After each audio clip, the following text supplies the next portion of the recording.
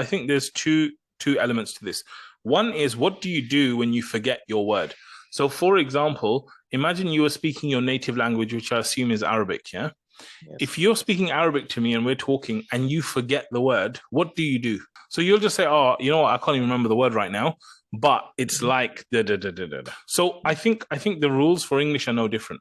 If you're in English, what it is in English, you feel the pressure more because it's not your first language. You're trying to remember things like that. But the process I feel is the same in terms of when you forget. So there's one element I want to talk to you, which is when you forget, like, what is the kind of things that you need to do? And that should be clear in your head. So if you ever forget, rather than you like worrying and trying to figure it out and this and that, do what you would do in any language, which is saying, oh, I can't remember the word, but it's like this and this. So I would just like, that's the default in my mind now, that whenever I'm forgetting a word, I'll think about it. But if I can't think about it, I'll just be like, oh yeah, I can't remember the word, but, and I would just carry on. Okay. So that's what you would do when you forget words generally. The other thing I would suggest is that the best thing for improving like words and stuff is reading.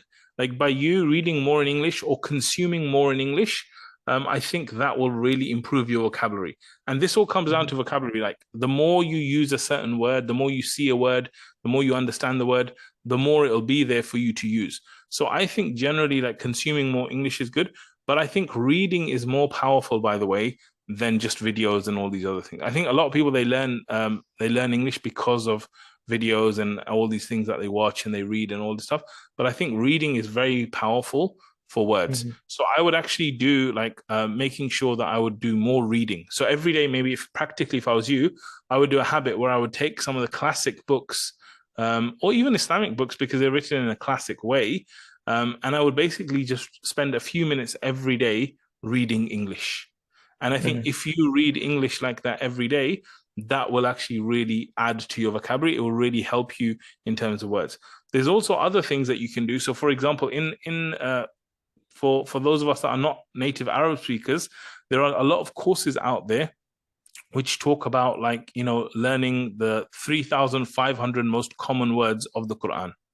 Okay. And so what they will do is they will just look at those words, those 3,000 words, and then through that, they will be able to understand.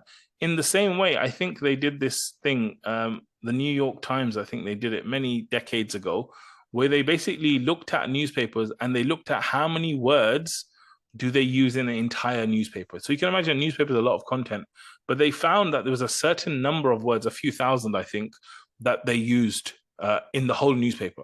So I would go and I would look at like tables and things that they have for the most common words in English.